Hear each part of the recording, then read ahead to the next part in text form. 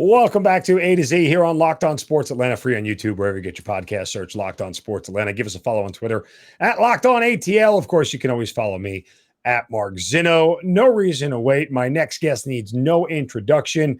He is the finest baseball man in the state of Georgia and a good friend, and you can hear him now on 92.9 The Game. Of course, you'll hear him after every Braves game right here on our Braves POSTCAST on Locked On Sports Atlanta. It is Grant McAuley joining us here on A to Z. G-Mac, look at you, baby. Better than ever, and I love the shirt. It looks good on you once again, my friend. Back in the red and black. So it's an exciting time. We got so much great stuff going on. I think just overall the state of Georgia in the last, 12 months or so, we got a couple of titles that have come in. Locked On Sports Atlanta has come in big time, and apparently what's old is new again as well. So thanks for that. It is. Congratulations on being back there from the Diamond. Grant McAuley's podcast and show. You'll hear it on Sundays on 92.9 The Game. But again, our Braves postcast after every single game. Braves had the day off today after the 4-game series with the Mets. Oh, Braves. Oh, Braves. You had to move Max Fried start up against the Mets so we could play them because we didn't want to be 9 games out when it was all said and done. And we're right back to where we started, Grant. Yeah. 7 but games. it kind of worked, though, right? Because you didn't want to leave New York any worse than you walked in there. And No. It could very well have, especially after they got swept in that twin bill. So it was difficult to watch them lose a series to the Rangers, which is the latest sub-500 club that they have lost a series to this year. That did not go well. The Mets part of things, that series could have gone worse, and at least you're able to book in that series with a couple of wins and get back home for a while. Maybe that will be the thing that will start to get this Braves club going. But that 7-run inning in the 6th in the finale against New York, that was a pretty good sign. We haven't been seeing too much of that from the Braves this year. I asked this question, and I know it's loaded, but I'll ask it anyway because it's fun. And you know me, I like to irritate people. Do the Braves miss Freddie Freeman to this point? I don't know. It's kind of hard to quantify that at this point. I mean, when you change something that was let me interject. I think the fact that their batting average with runners in scoring position, that Freddie Freeman might have had an effect on. That alone. Not saying they would have won more games, but they wouldn't be as bad in that department if he was here. I don't know. I don't know if that's fair. I mean, if we're doing just a 1-for-1 trade of Matt Olson for Freddie Freeman, I guess we could look inside the numbers and decide that. But I don't think that it would make the other 8 players play altogether that much differently than they are right now. And I don't think that there's altogether, on the season, that much of a difference in what Matt Olson has done and what Freddie Freeman has done. Freeman started a little slower. Olson started out hot. Freeman got going. Olson cooled off. And now it looks like, as of that doubleheader and closing out that series against the Mets, maybe Matt Olson's starting to find it again. But this, baseball, it's such a marathon game. I mean, you can get caught up in the day-to-day. You can get caught up in a series here or there. You can even get to the end of a month and be like, wow, that wasn't what we wanted. We have to make drastic changes. Why isn't Alex Anthopoulos making calls and getting another starting pitcher and all of those things? I mean, none of that really plays over the course of a season like baseball. You just have to let things go for a while and hope that guys will get back to their norms. And I do think this is a Braves lineup that 1 through 9, while having Freddie Freeman for all these years, it was a known quantity. And anytime you have to change, folks typically don't love change. But if you had to make one, I do feel like they got the best thing that they possibly could in lieu of keeping what they had and maybe something better. But we won't know that until at least the end of this year and probably the next 5, 6, 7, or 8 seasons in the case of the guy they've got playing in at first base. Yeah, and that's fair. I don't think that's an unfair assessment at all. But I do ask about the pop in the lineup, which we expected to score a ton of runs this year. I mean, I'm coming in, I figured the Braves would mash their way through 162 games and probably win the NL East again. It's starting out slow. I get it. Truncated spring training, colder weather, all those things. And if it was just 1 or 2 guys, you feel like, okay, they might be better off. But between Dansby, Ozuna, Albies, all these guys batting around the Mendoza line or less, Duvall has been terrible, hasn't been hitting the ball out of the ballpark. So, it's sort of a unperfect storm of all these guys being bad at the same time. But, you got to keep your fingers crossed that half those guys get going at some point. Yeah, but I mean, I think we've seen enough from Matt Olson thus far to justify believing that he's going to be a big-time player for this club. Austin Riley has followed up what he did in his breakout season of 2021 so far this year. You just got Ronald Acuna Jr. back. Travis d'Arnaud is back and healthy and having some big games and hitting like the regular catcher that he was with some thump that was a big part of the 2020 Braves club. Marcel, I think it's going to take a little while for him to get it all figured out. He was hitting the ball hard. He has hit the ball hard for the most part, but run into a pretty good slump the last week or 10 days. And that's also going to happen. Dansby Swanson and Adam Duvall is not altogether shocking that there's a lot of strikeouts there, particularly for Duvall. But as I look at the overall lineup that the Braves have moving forward with 135 or so games left to go, I still think this lineup's going to rake. I still think they're going to score a whole bunch of runs, and they're leading the National League in home runs at the top, near the top of Major League Baseball in homers, hard hit rate, number of barrels, all those things that I think would indicate that their results thus far are not just because it's only strikeouts. I think that they're doing some things right, but not enough things right to have themselves off to the start they want to be. But I feel like that can correct itself once they begin to find some consistency, which I think was your point. Where would we be without Kyle Wright at this point? More games under 500. Yeah. I mean, like, look, Fried has been Fried, and I think we're okay with that. Ian Anderson has been a mixed bag of results, but really, and Charlie Morton's been, let's just say, conservatively bad. But Kyle Wright has been the biggest pleasant surprise of this team, from a guy who we thought was going to be challenging for the back end of the rotation at best. Now is their best starter on the year.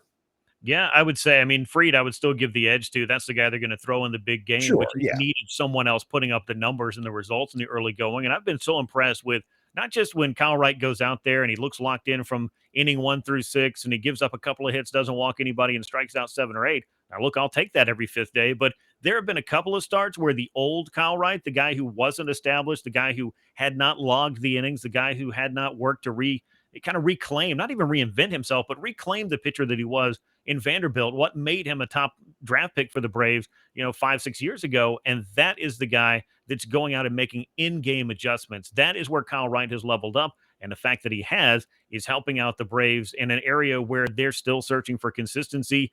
Anderson, as you mentioned, has been up and down. I think he's going to start to figure it out.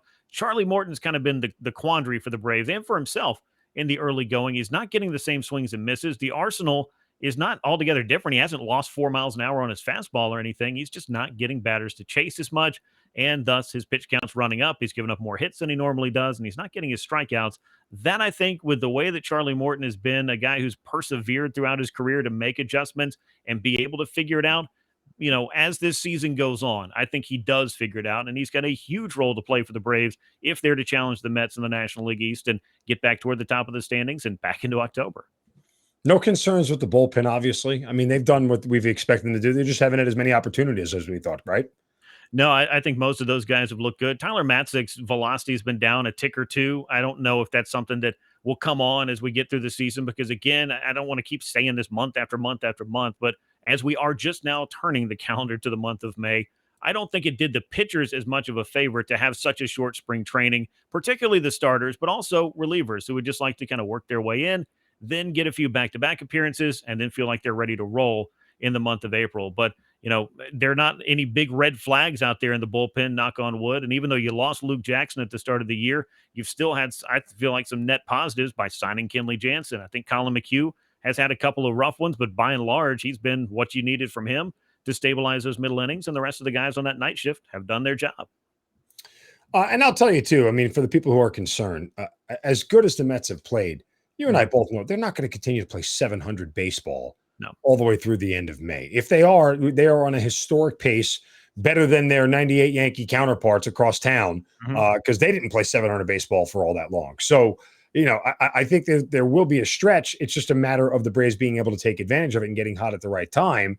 But I would rely on that as much as anything else, that it's just really tough to play 700 baseball for 2 consecutive months. Yeah, and I do feel like there's going to be a place on the schedule where the Braves, they might be 5, 6, 7 games back, whatever it is right now, and then going into the season or into the month of May, not feeling like they're gaining a bunch of ground. Then all of a sudden, the Mets are going to lose 3 out of 4, and the Braves are going to go on a nice little winning streak, and all of a sudden, 2.5, 3.5 games could get shaved off of that. So it's early still, and I know that that's not something that you want to be able to.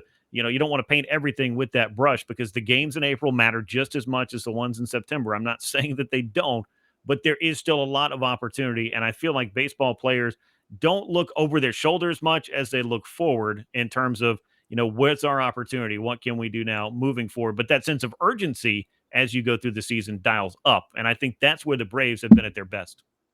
Just NL East broad question. More surprising to you, the Marlins start or the Phillies start?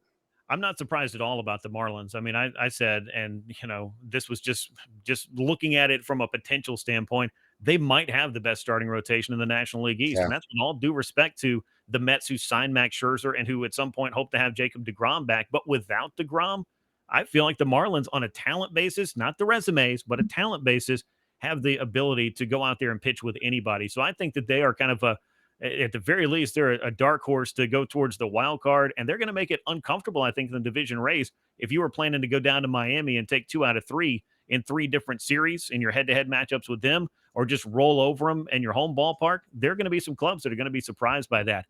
For the Phillies, I know that they're going to hit, I think, quite a bit. That's what they've designed themselves as, but I don't know. I mean, it's been so many years since they've been able to get to 500, above 500, and really make a push towards October. They were kind of there in September last year, but they had their opportunity with the Braves and they couldn't get it done. Well, obviously, once Miami got rid of that Jeter guy, everything is starting to turn around. He was clearly the problem. Of course. What were the odds? Grant McAuley, follow him on Twitter at Grant McAuley. Check out From the Diamond, Braves postcast after every single Braves game right here on Locked On Atlanta. Of course, you'll hear From the Diamond on Sports Radio 929 on Sundays. Brother, always great to talk to you. I know we'll talk to you for the weekend, so have a wonderful weekend, and let's go Braves. Big weekend at home this weekend with the Brewers and Hank Aaron weekend, and 74 throwbacks coming back tomorrow are going to be sweet. Yeah, it's a pretty good weekend to be at the ballpark, and I love when the Braves break those throwbacks out. I also have a list, if the Braves need, of suggestions of other throwbacks we can do once we're done honoring Hank Aaron, which should happen every single year. And I think that's going to bring a little bit of excitement, not just to the ballpark, but to the team when they get to throw on those uniforms. They just seem to play a little bit different to me. You want those baby blues back, don't you? I Dale want Murphy, Claudel Washington baby blues. See, I want the home white version of that, the one that's back over here. This one. That one, yeah, I see it. Out of focus right now, but that's the one I want back just for a series. That's all I'm asking. Maybe 4th of July one year. Yep, there it is right there as I enlarge everybody's screen. If you're watching on YouTube, is a wonderful sight. I still personally love the baby blues. I do, but those are the road unis. I know, but still, I'd like to see them at some point in time just pop out. I mean, baseball has done all these crazy things with uniforms now anyway. So you get to put your name on the back or your nickname or whatever. Right. He hate me. He loved me. Who knows? Anyway, Grant McAuley, you're the best, bud. Thanks for the time as always. Appreciate it. All right. Thank you. All right. Coming up next, do the Atlanta Hawks need an attitude adjustment more than a player adjustment? That's coming up right here on A to Z on Locked On Sports Atlanta, free on YouTube and wherever you get your podcast. Make sure you search Locked On Sports Atlanta.